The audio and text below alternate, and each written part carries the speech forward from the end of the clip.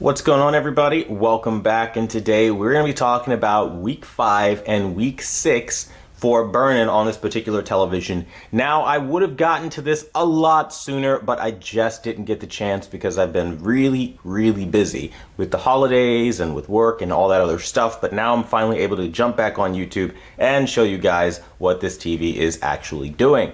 And I've got to say, for the latter part of 6 weeks at this point, I'm good. I don't have any burn-in. I've been, for anyone that's wondering, recently getting into PC gaming, and I'm talking, we've been sitting here for a good 7 to 8 hours just on PC usage with setups and modding and all kinds of crazy static content, and I still don't have any burn-in to speak of, even though I've been doing some absolutely heavy, seriously stress testing stuff on this OLED, which is just fucking amazing, right?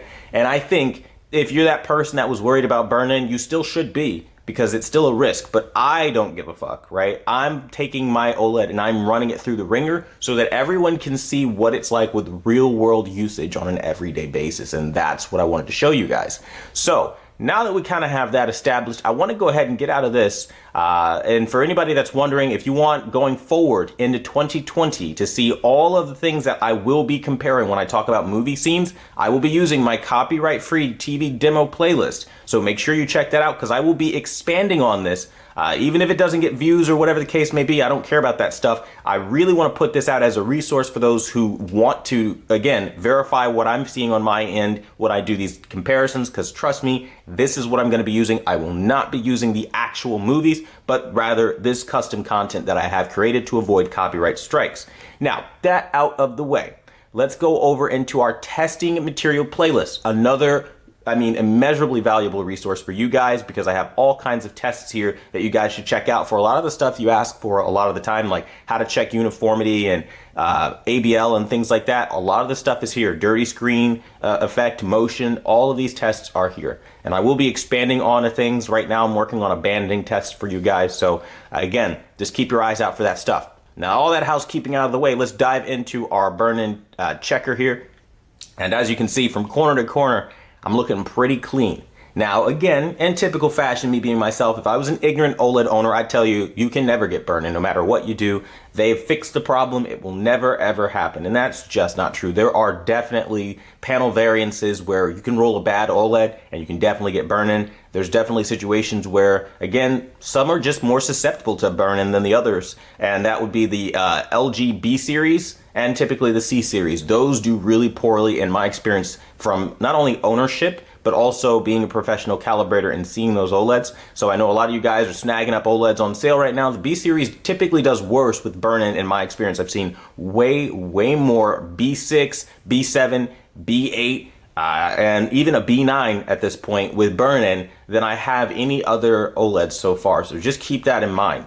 Now, that being said, if you're like me and you genuinely just don't care and you want to use it as your everyday TV, do that at your own risk. I can't stress that enough, because I've been using this thing, for anyone wondering, as a PC. So we're talking full search windows, search bars. The only thing I did do differently to kind of mitigate my risk of burn-in a little bit is I had it so the taskbar at the bottom, when you have your PC on, it disappears after a while, because I don't want to be totally stupid, right? So I wanted to make sure that my taskbar would hide itself, so when I'm in my search bars, the only thing I really have to worry about is the upper half burning and not just the lower half that's always staying on the screen. I felt like that would just be a dumbass move. So I am kind of babying it a little bit in that regard, but to be honest, I also find it very annoying when I'm searching the web and on the big screen and I have this taskbar kind of taking up my real estate there, so I always make sure to get rid of that anyway.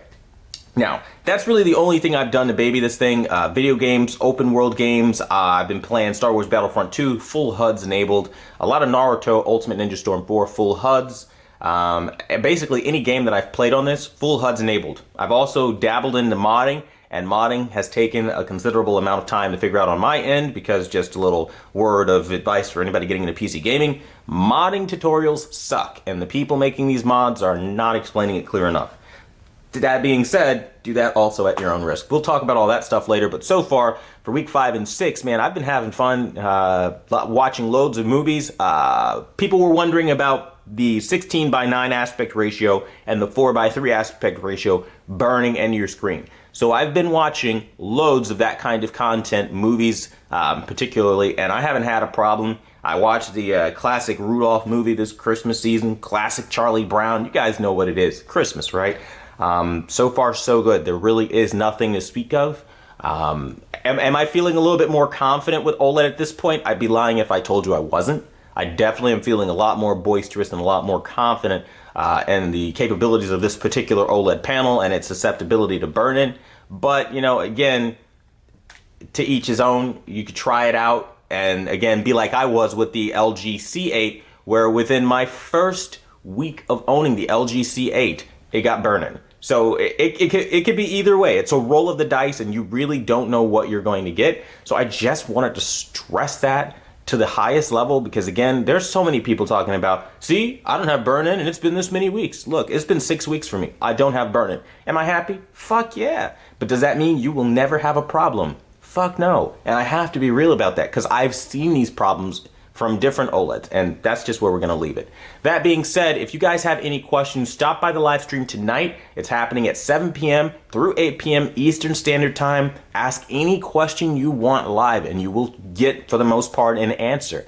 I say for the most part because some people ask some really wild, outlandish things sometimes, and we kind of have to leave that alone because we don't want to get too political or do anything that violates YouTube's terms and conditions. But that being said, if you have a general question or you need help, don't sit there in the comment section waiting for a response. Come out to the live stream, be a part of the community, and I will respond. I'm not one of those pretentious YouTubers that has a following and ignores his following. You guys are like family. If you guys need help, I'll help you like I help my own. So just keep that in mind. That being said, I want to thank you guys so much for watching the #1 brand in honesty. And until the next video, I'll see you guys later.